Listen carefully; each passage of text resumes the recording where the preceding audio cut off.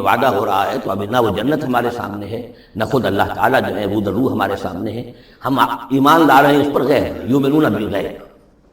انہ کان وعدہ ماتیا، یقیناً اس کا وعدہ جو ہے وہ تو پورا ہونے والا ہی ہے، اس کو تو وقت پر پہنچنا ہی ہے، اب وہ اپنی جگہ پر پختہ ثابت ہوگا۔ لا یسمعون فیہا لغوا الا سلاما، وہ نہیں سنیں گے اس میں کوئی لغو بات، بس صرف سلام ہی سلام، ہر طرف سے فرشتے آ رہے ہیں تو سلام، قیلا سلاما سلاما۔ وَلَهُمْ رِزْقُهُمْ فِيهَا بُكْرَةً وَعَشِيًّا، اور ان کے لیے ان کا رزق ہوگا اس میں صبح بھی اور شام کو بھی۔ تِلْكَ الْجَنَّةُ الَّتِي نُورِثُ مِنْ عِبَادِنَا مَنْ كَانَ تَقِيًّا، یہ ہے وہ جنت جس کو کہ ہم جس کے وارث بنائیں گے ہم اپنے بندوں میں سے ان کو کہ جو متقی ہوں گے، خدا ترس ہوں گے، اللہ سے ڈرنے والے ہوں گے۔ وَمَا نَتَنَزَّلُ إِلَّا بِأَمْرِ رَبِّكَ، اور اے نبی ہم نہیں نازل ہوتے مگر آپ کے رب کے حکم سے۔ لَهُ مَا بَيْنَ أَيْدِينَا وَمَا خَلْفَنَا وَمَا بَيْنَ ذَلِكَ وَمَا كَانَ رَبُّكَ نَسِيًّا، اسی کے اختیار میں ہے جو کچھ ہمارے سامنے ہے اور جو کچھ ہمارے پیچھے ہے اور جو ان دونوں کے مابین ہے، اور اے نبی آپ کا رب بھولنے والا نہیں ہے۔ یہ بہت اہم مضمون ہے، اور در حقیقت ایک مضمون کا یوں سمجھیے کہ سلسلہ شروع ہو رہا ہے جس کی پہلی کڑی یہ ہے۔ اس کو یوں سمجھیے کہ حضور صلی اللہ علیہ وسلم کو جو قرآن مجید سے شغف تھا اور محبت تھی اور شوق تھا آپ کا، تو جو وقفہ پڑ جاتا تھا وہی میں وہ آپ پر بڑا شاق گزرتا تھا۔ آپ چاہتے تھے کہ وہی جلدی جلدی آئے تاکہ آپ اس سے اور اپنے وجود پرنور کو مزید منور کریں۔ آپ جو ہے قرآن مجید سے جو آپ کو عشق تھا اس کے بنا پر اس میں آپ کو اجرت رہتی تھی کہ جلدی آئے قرآن۔ اس حوالے سے آپ نے حضرت جبرائیل سے شکوہ کیا کہ آپ وقفے وقفے سے آتے ہیں، ہم انتظار کرتے رہتے ہیں۔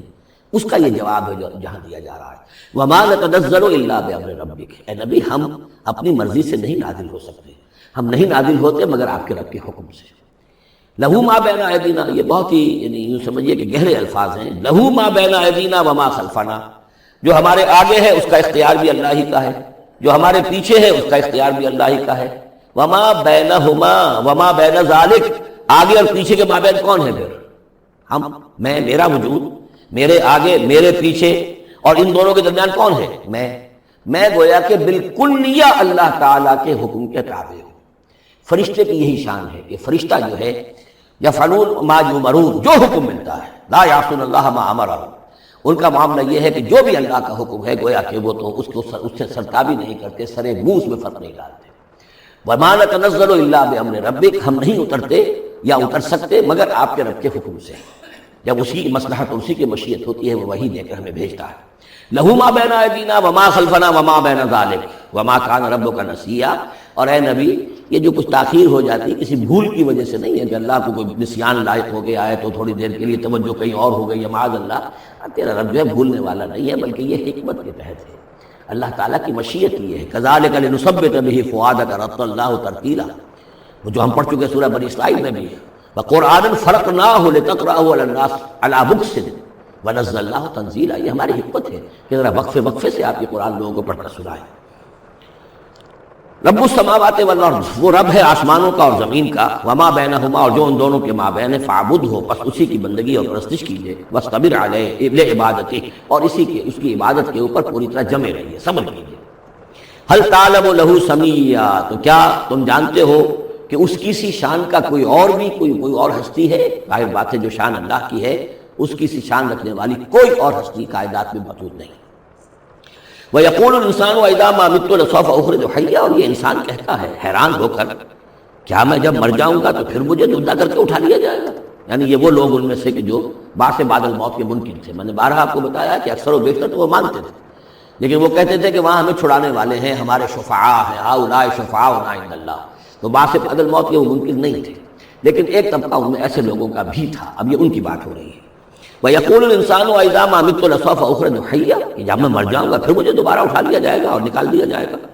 أَوَلَا يَذْكُرُ الْإِنسَانُ، تو کیا اس انسان کو یہ یاد نہیں ہے، أَنَّا خَلَقْنَاهُ مِن قَبْلُ وَلَمْ يَكُ شَيْئًا، کہ وہ کچھ بھی نہیں تھا اور ہم نے اسے پیدا کیا، تو کیا مشکل ہے ہمارے لیے دوبارہ اس کو پیدا کر دینا؟ کیا تھا وہ پہلے، اس کی کیا حقیقت تھی؟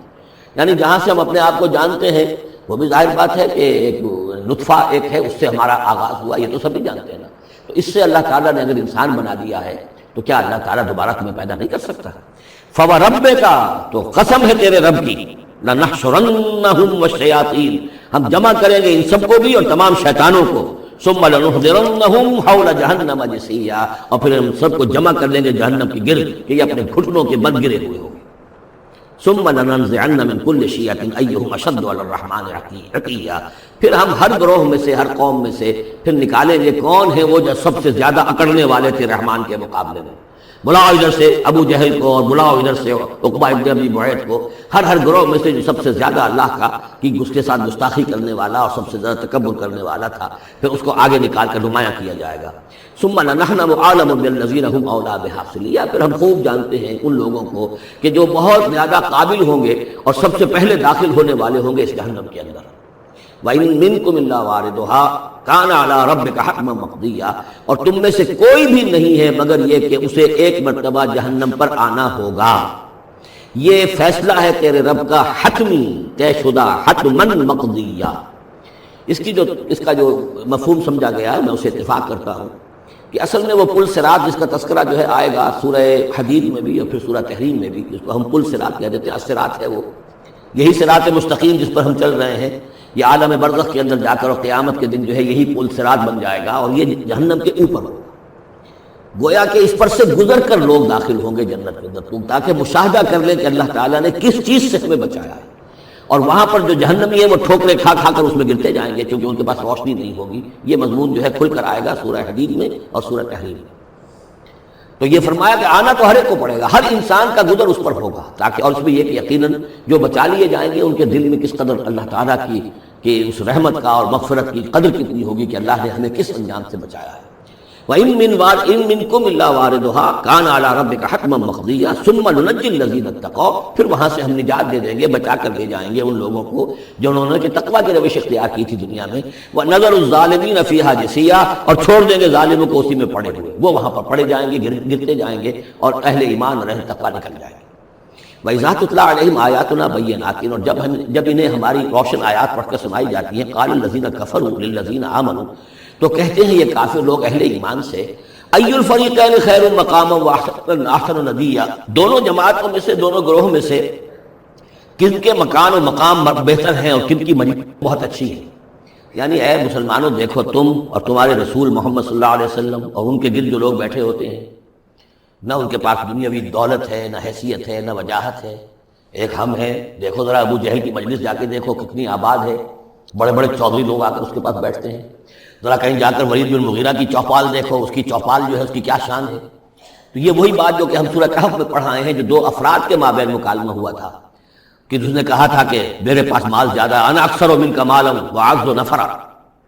اسی طرح انہوں نے کہا کہ ای الفریقین خیر مقاما واحسن ندیا، یہ دو گروہ دیکھ لو تمہارے سامنے ہیں، ایک معلوم ہوتا ہے کہ مفلس ہیں، کلاش ہیں، غلام لوگ ہیں، ان کے ساتھ بیٹھے ہوئے ہیں، بلال بیٹھا ہوا ہے، وہاں وہ ابو فقی بیٹھا ہوا ہے، یہ جو عمار ہے اور یہ فلاں ہے اور یہ یاسر ہیں، یہ لوگ ہیں۔ ادھر جا کر دیکھو وہ کتنی سج دھج کے ساتھ، شان و شوکت کے ساتھ ان کی محفلیں ہیں، کیا کچھ ساز و سامان ہے، کیسے قالین بچھے ہوئے ہیں۔ ای الفریقین خیر مقاما واحسن ندیا وکم اہلکنا قبلہم من قرن، اور ہم نے ان سے پہلے کتنی ہی قوموں کو ہلاک کیا ہے، ہم احسن و اساسا وریا، وہ ان سے بھی کہیں بڑھ کر تھے اپنے اساس البیت، اساس جس کو ہم اساسہ کہتے ہیں، ساز و سامان میں اور نام و نمود میں، شان و شوکت میں، ریا،